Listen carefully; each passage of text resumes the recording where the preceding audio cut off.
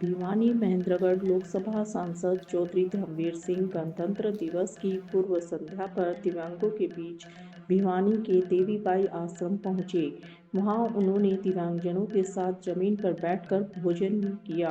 दिव्यांगों को स्वावलंबी बनाने के लिए अपनी बेटी की तरफ से 5 लाख रुपए की राशि देने की घोषणा की। उन्होंने बताया कि उनकी बेटी हर वर्ष अपनी बचत में से इस तरह के कार्य करती है। गणतंत्र दिवस की पूर्व संध्या पर पहुंचे चौधरी धर्मवीर सिंह ने माना कि संविधान बने 77 वर्ष हो चुके हैं, लेकिन अभी भी भारत इतना विकसित नहीं हो पाया जितना कि होना चाहिए था। उन्होंने कहा कि प्रधानमंत्री नरेंद्र मोदी का विजन 2047 तक भारत को पूर्ण रूप से विकसित करना है। डेली अपडेट HRY के लिए वीडियो जर्नलिस्ट नीलम के साथ दीपक मुटेजा की खास रिपोर्ट।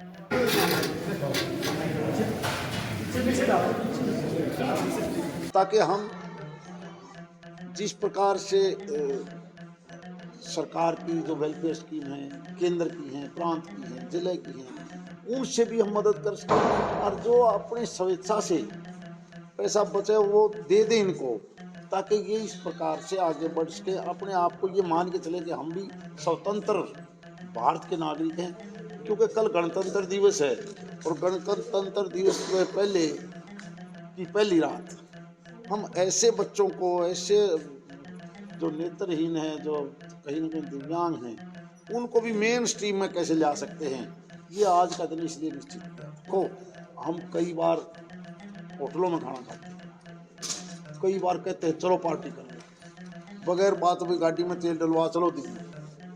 अगर वो एक एक पैसा बचा के सभी को जिनको जरूरत है, अगर उनके लिए पैसा बचा के हम उनकी मदद कर पाएंगे तो इससे बड़ा और कोई पुण्य का काम नहीं हो सकता।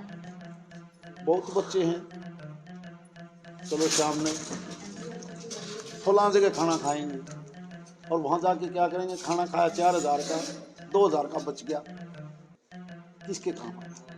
अगर वो 4 की बात बजाय कह दें कि तुम खाना 2000 का खाओ, थोड़ा खा लो, ज़्यादा बर्बाद क्यों कर रहे हो, ऐसी जगह खा लो जहाँ सस्ता भी हो और बढ़िया भी हो, और वो 2000 जो बचे हैं वो यहाँ खर्च कर।